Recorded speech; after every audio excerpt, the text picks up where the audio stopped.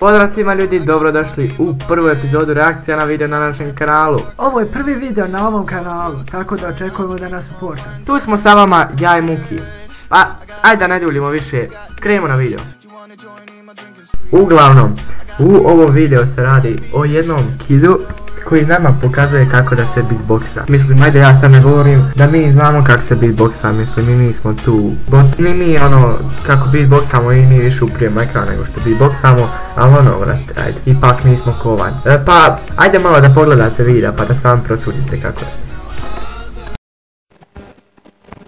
Pozdrav To je taj intro. Pozdrav. svima Jao brate, faca godine. ljudi. I prosima ljudi, evo nas ponovno u beatbox vam danas ćemo pokazati kako beatbox. Znači to je vrlo lagano. Jeste ono lagano brate, ali ni ti ne znaš. Prvi ima 3 trika, a to su. Ta trika naučite, onda se sve. Šta ovaj reče? Ja ga nisam ništa skontao.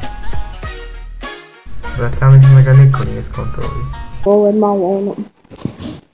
Ok, pređimo na to. Prvo, to vam je kao p, ali onako jače. Kad to naučite, onda možete krenu da.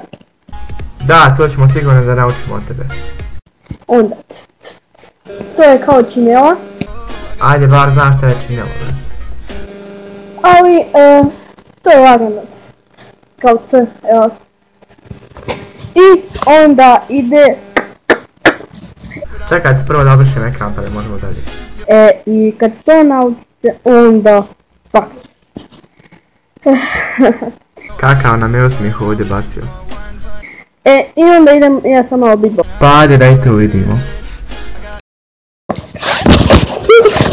Ispade mi!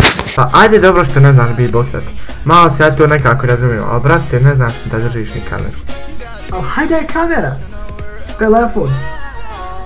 I To drži sketa malo. I to što kažeš, ne možemo stati u ruku.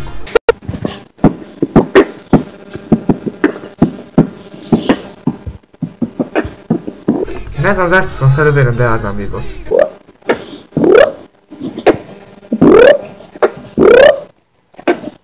Ovaj bukvalno prdi i beatbox. Ne vidi se cijel na kameru tako da ne mogu da vam kažem da li prdi ili beatboxam. A i to bi ljudi bilo to što se tiče i ove naše epizode. Nadam se da vam se svidio ova reakcija, znači bit će još, ovo je tek prvi video na kanalu. Ostavite like, share i sub. I vidimo se u sljedećem videu koji će da bude uskoro.